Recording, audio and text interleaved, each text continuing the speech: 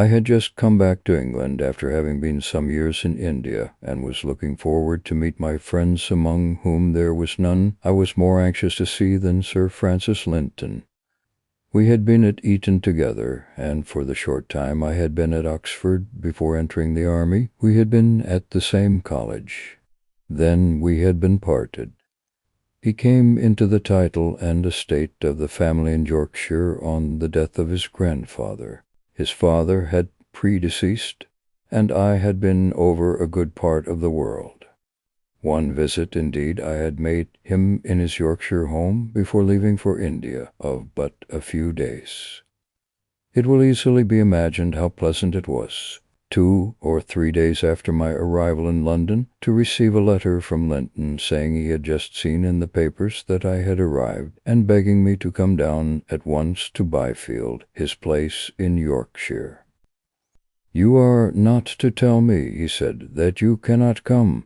I allow you a week in which to order and try on your clothes, to report yourself at the War Office, to pay your respects to the Duke, and to see your sister at Hampton Court. But after that I shall expect you. In fact, you are to come on Monday. I have a couple of horses which will just suit you. The carriage shall meet you at Packham, and all you have got to do is to put yourself in the train, which leaves King's Cross at 12 o'clock.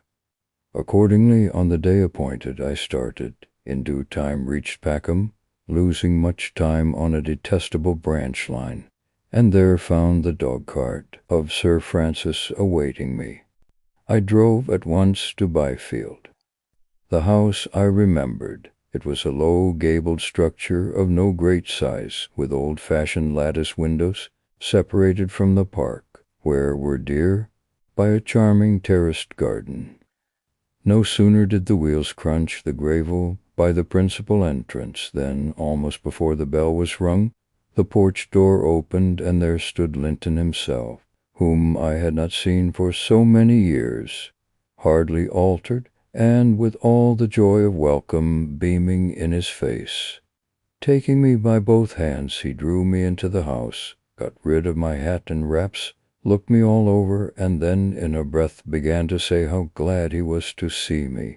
A real delight it was to have got me at last under his roof, and what a good time we would have together, like the old days over again. He had sent my luggage up to my room, which was ready for me, and he bade me make haste and dress for dinner.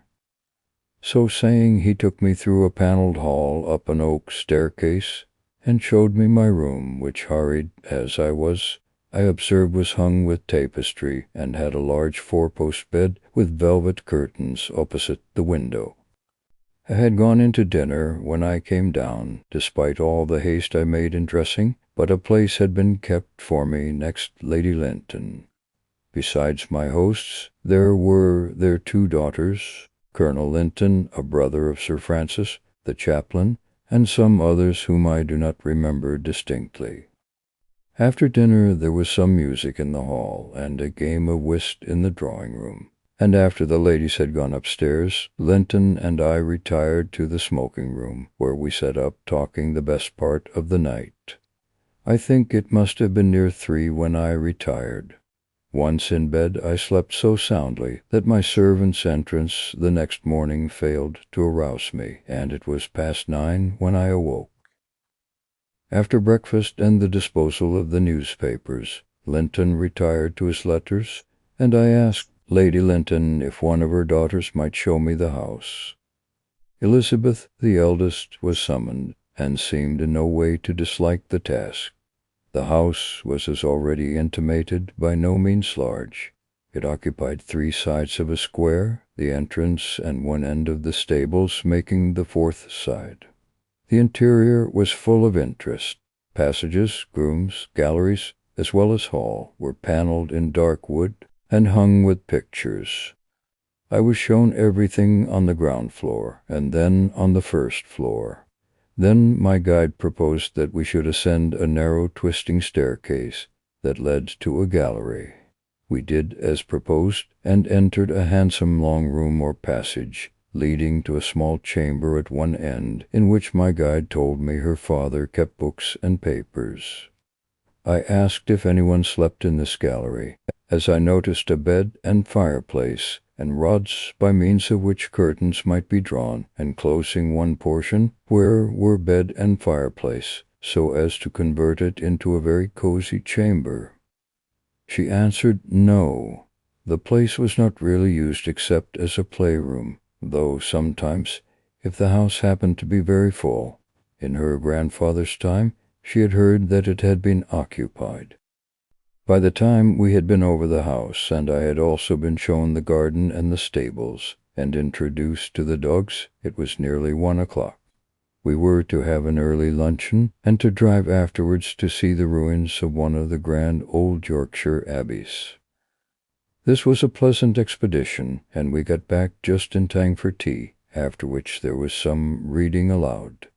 The evening passed much in the same way as the preceding one, except that Linton, who had some business, did not go down to the smoking-room, and I took the opportunity of retiring early in order to write a letter for the Indian mail, something having been said as to the prospect of hunting the next day. I had finished my letter, which was a long one, together with 2 or 3 others, and had just got into bed when I heard a step overhead as of someone walking along the gallery, which I now knew ran immediately above my room.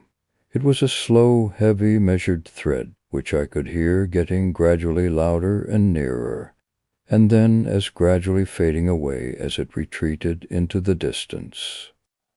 I was startled for a moment, having been informed that the gallery was unused, but the next instant it occurred to me that I had been told it communicated with a chamber where Sir Francis kept books and papers. I knew he had some writing to do, and I thought no more on the matter. I was down the next morning at breakfast in good time. "How late you were last night," I said to Linton in the middle of breakfast. "I heard you overhead after 1 o'clock. Linton replied rather shortly, "Indeed you did not, for I was in bed last night before 12. "There was someone certainly moving overhead last night," I answered, "for I heard his steps as distinctly as I ever heard anything in my life going down the gallery." Upon which Colonel Linton remarked that he had often fancied he had heard steps on his staircase when he knew that no one was about. He was apparently disposed to say more, when his brother interrupted him somewhat curtly, as I fancy, and asked me if I should feel inclined after breakfast to have a horse and go out and look for the hounds. They met a considerable way off, but if they did not find in the coverts they should first draw, a thing not improbable, they would come our way, and we might fall in with them about 1 o'clock and have a run. I said there was nothing I should like better. Linton mounted me on a very nice chestnut, and the rest of the party having gone out shooting, and the young ladies being otherwise engaged, he and I started about 11 o'clock for our ride. The day was beautiful, soft with a bright sun, one of those delightful days which so frequently occur in the early curt of November. On reaching the hilltop where Linton had expected to meet the hounds, no trace of them was to be discovered. They must have found it once and run in a different direction. At 3 o'clock, after we had eaten our sandwiches, Linton reluctantly abandoned all hopes of falling in with the hounds, and said we would return home by a slightly different route. We had not descended the hill before we came on an old chalk quarry and the remains of a disused kill. I recollected the spot at once. I had been here with Sir Francis on my former visit, many years ago. "Why, bless me," said I, "do you remember, Linton, what happened here when I was with you before?" There had been men engaged removing chalk, and they came on a skeleton under some depth of rubble. We went together to see it removed, and you said you would have it preserved till it could be examined by some ethnologist or anthropologist, one or other of those dry as dusts, to decide whether the remains are dolichocephalous or brachycephalous, whether British, Danish, or modern. What was the result? Sir Francis hesitated for a moment, and then answered, "It is true. I had the remains removed. Was there an inquest? No, I had been opening some of the tumuli on the wolds. I had sent a crouched skeleton and some skulls to the Scarborough Museum. This I was doubtful about, whether it was a prehistoric interment, in fact, to what date it belonged. No one thought of an inquest. On reaching the house, one of the grooms who took the horses, in answer to a question from Linton, said that Colonel and Mrs. Hampshire had arrived about an hour ago, and that one of the horses, being lame, the carriage in which they had driven over from Castle Frampton was to put up for the night. In the drawing-room we found Lady Linton pouring out tea for her husband's youngest sister and her husband, who, as we came in, exclaimed, "We have come to beg a night's lodging." It appeared that they had been on a visit in the neighborhood, and had been obliged to leave at a moment's notice in consequence of a sudden death in the house where they were staying, and that in the impossibility of getting a fly, their host had sent them over to Byfield. We thought, Mrs. Hampshire went on to say, that as we were coming here the end of next week, you would not mind having us a little sooner, or that, if the house were quite full, you would be willing to put us up anywhere till Monday, and let us come back later. Lady Linton interposed with a remark that it was all settled, and then, turning to her husband, added, "But I want to speak to you for a moment." They both left the room together. Linton came back almost immediately, and making an excuse to show me on a map in the hall the point to which we had ridden, said as soon as we were alone, with a look of considerable annoyance, "I'm afraid we must ask you to change your room. Shall you mind very much? I think we can make you quite comfortable upstairs in the gallery, which is the only room available. Lady Linton has had a good fire lit. The place is really not cold. Yet it will be for only a night or two. Your servant has been told to put your things together, but Lady Linton did not like to give orders to have them actually moved before my speaking to you." I assured him that I did not mind in the very least, that I should be quite as comfortable upstairs, but that I did mind mighty much their making such a fuss about a matter of that sort with an old friend like myself. Certainly nothing could look more comfortable than my new lodging when I went upstairs to dress. There was a bright fire in the large grate, an armchair had been drawn up beside it, and all my books and writing things had been put in, with a reading lamp in the central position, and the heavy tapestry curtains were drawn, converting this part of the gallery into a room to itself. Indeed, I felt somewhat inclined to congratulate myself on the change. The spiral staircase had been one reason against this place having been given to the Hampshires. No lady's long-dress trunk could have mounted it. Sir Francis was necessarily a good deal occupied in the evening with his sister and her husband, whom he had not seen for some time. Colonel Hampshire had also just heard that he was likely to be ordered to Egypt, and when Linton and he retired to the smoking-room, instead of going there, I went upstairs to my own room to finish a book in which I was interested. I did not, however, sit up long, and very soon went to bed. Before doing so, I drew back the curtains on the rug, partly because I like plenty of air where I sleep, and partly also because I thought I might like to see the play of the moonlight on the floor in the portion of the gallery beyond where I lay, and where the blinds had not been drawn. I must have been asleep for some time, for the fire which I had left in full blaze was gone to a few sparks wandering among the ashes, when I suddenly awoke with the impression of having heard a latch click at the further extremity of the gallery, where was the chamber containing books and papers. I had always been a light sleeper, but on the present occasion I woke at once to complete and acute consciousness, and with a sense of stretched attention which seemed to intensify all my faculties. The wind had risen and was blowing in fitful gusts round the house.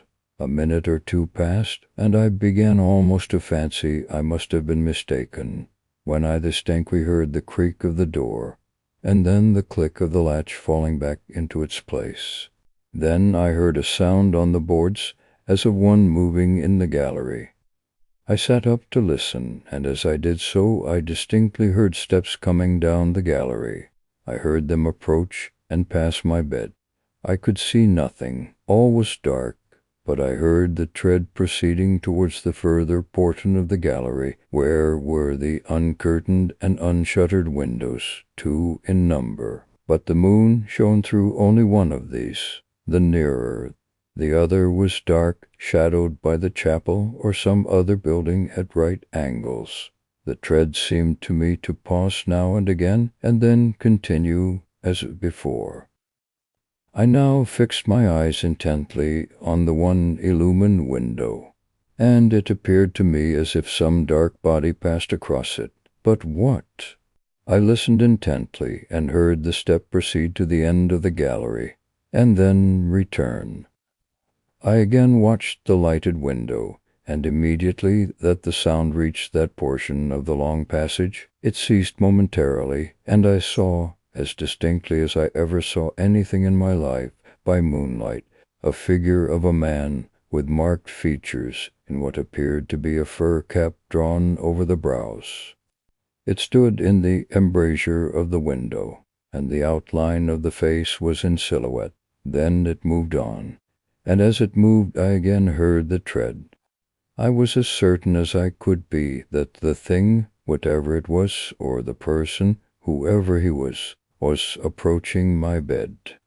I threw myself back in the bed, and as I did so a mass of charred wood on the hearth fell down, and sent up a flash of, I fancy, sparks, that gave out a glare in the darkness, and by that, red as blood, I saw a face near me. With a cry over which I had as little control as the scream uttered by a sleeper in the agony of a nightmare, I called, "Who are you?"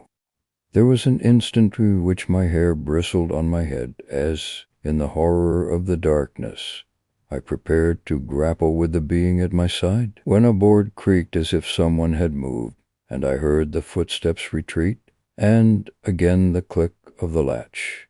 The next instant there was a rush on the stairs, and Linton burst into the room, just as he had sprung out of bed, crying, "For God's sake, what is the matter? Are you ill?" I could not answer. Linton struck a light and leant over the bed. Then I seized him by the arm and said without moving, "There has been something in this room, gone in thither." The words were hardly out of my mouth, when Linton, following the direction of my eyes, had sprung to the end of the corridor and thrown open the door there. He went into the room beyond, looked round it, returned, and said, "You must have been dreaming." By this time I was out of bed. "Look for yourself," said he, and he led me into the little room. It was bare, with cupboards and boxes, a sort of lumber place. "There is nothing beyond this," said he. "No door, no staircase. It's a cul-de-sac." Then he added, "Now pull on your dressing gown and come downstairs to my sanctum." I followed him, and after he had spoken to Lady Linton, who was standing with the door of a room ajar in a state of great agitation, he turned to me and said, "No one can have been in your room. You see, my and my wife's apartments are close below, and no one could come up the spiral staircase without passing my door. You must have had a nightmare.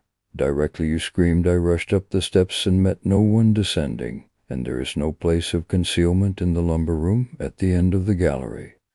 Then he took me into his private snuggery, blew up the fire, lighted a lamp, and said, "I shall be really grateful if you will say nothing about this. There are some in the house and neighborhood who are silly enough as it is. You stay here, and if you do not feel inclined to go to bed, read. Here are books. I must go to Lady Linton, who is a good deal frightened, and does not like to be left alone." He went to his bedroom. Sleep, as far as I was concerned, was out of the question, nor do I think that Sir Francis or his wife slept much either. I made up the fire, and after a time took up a book and tried to read, but it was useless. I sat absorbed in thoughts and questionings till I heard the servants stirring in the morning. I then went to my own room, left the candle burning, and got into bed. I had just fallen asleep when my servant brought me a cup of tea at 8 o'clock. At breakfast, Colonel Hampshire and his wife asked if anything had happened in the night, as they had been much disturbed by noises overhead, to which Linton replied that I had not been very well, and had had an attack of cramp, and that he had been upstairs to look after me. From his manner I could see that he wished me to be sanning, and I said nothing accordingly. In the afternoon, when everyone had gone out, Sir Francis took me into his snuggery and said, "Halifax, I am very sorry about that matter last night. It is quite true, as my brother said, that steps have been heard about this house, but I never gave heed to such things, putting all noises down to rats. But after your experiences I feel that it is due to you to tell you something, and also to make to you an explanation. There was no one in the room at the end of the corridor except the skeleton that was discovered in the chalk pit when you were here many years ago. I confess I had not paid much heed to it. My archaeological fancies passed. I had no visits from anthropologists. The bones and skull were never shown to experts, but remained packed in a chest in that lumber room. I confess I ought to have buried them, having no more scientific use for them. But I did not. On my word, I forgot all about them, or at least gave no heed to them. However, what you have gone through and have described to me has made me uneasy, and has also given me a suspicion that I can account for that body in a manner that had never occurred to me before." After a pause, he added, "What I am going to tell you is known to no one else, and must not be mentioned by you, anyhow, in my lifetime. You know now that owing to the death of my father when quite young, I and my brother and sister were brought up here with our grandfather, Sir Richard. He was an old, imperious, short-tempered man. I will tell you what I have made out of a matter that was a mystery foreign, and I will tell you afterwards how I came to unravel it. My grandfather was in the habit of going out at night with a young under-keeper, of whom he was very fond, to look after the game, and see if any poachers, whom he regarded as his natural enemies, were about. One night, as I suppose, my grandfather had been out with the young man in question, and returning by the plantations, where the hill is steepest, and not far from that choke pit, you remarked on yesterday they came upon a man, who, though not actually belonging to the country, was well known in it as a sort of travelling tinker or indifferent character, and a notorious poacher. Mind this, I am not sure it was at the place I mention. I only now surmise it. On the particular night in question, my grandfather and the keeper must have caught this man setting snares. There must have been a tussle, in the course of which, as subsequent circumstances have led me to imagine, the man showed fight and was knocked down by one or other of the two, my grandfather or the keeper. I believe that after having made various attempts to restore him, they found that the man was actually dead. They were both in great alarm and concern, my grandfather especially. He had been prominent in putting down some factory riots, and had acted as magistrate with promptitude, and had given orders to the military to fire, whereby a couple of lives had been lost. There was a vast outcry against him, and a certain political party had denounced him as an assassin. No man was more vituperated, yet, in my conscience, I believe that he acted with both discretion and play, and arrested a mischievous movement that might have led to much bloodshed. Be that as it may, my impression is that he lost his head over this fatal affair with a tinker, and that he and the keeper together buried the body secretly, not far from the place where he was killed. I now think it was in the chalk pit, and that the skeleton found years after there belonged to this man." "Good heavens!" I exclaimed, as at once my mind rushed back to the figure with the fur cap that I had seen against the window. Sir Francis went on. The sudden disappearance of the tramp, in view of his well-known habits and wandering mode of life, did not for some time excite surprise.